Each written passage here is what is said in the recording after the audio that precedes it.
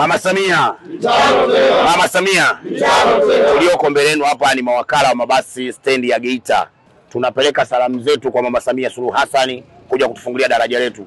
Tulikuwa na adha kubwa katika vivuko vya Busisi. Unamkatia abiria saa 2 anakuja kupanda saa 6, wengine unakuta ni wagonjwa kwa gari ya kusubiri feri pale. Lakini sasa naona tunakwenda kupata faraja baada ya daraja kufunguliwa. Tutaondoka hapa na mabasi yetu kwenda kumpa support mama.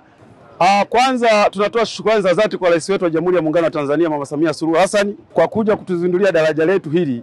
Kama tulikuwa tuna uwezo wa kutoka Mwanza mpaka kufika hapa Geita kwa masaa 3, kwa sasa tunakwenda kutumia saa 1. Wakati zamani tulikuwa tunakata masaa 2 kusubiria kivuko. Kwa hili daraja kuwepo limekwenda kutuongezea kipato kinakuwa kikubwa zaidi.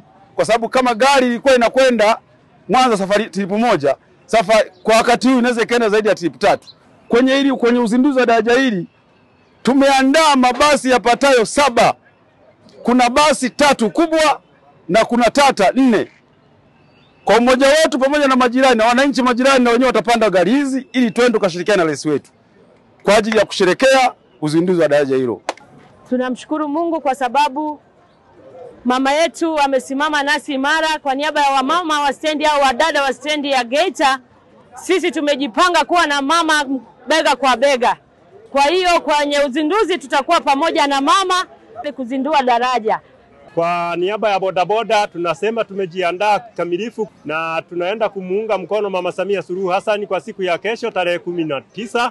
Tumeorganize na maafisa wenzetu usafirishaji stendi ya mabasi, tumepata usafiri na tuko tayari kuungana nao kwa pamoja kwenda kuzindua daraja. Kama bodaboda tunasema tuna jambo letu 2025. Mama Samia tunasema mitano tena.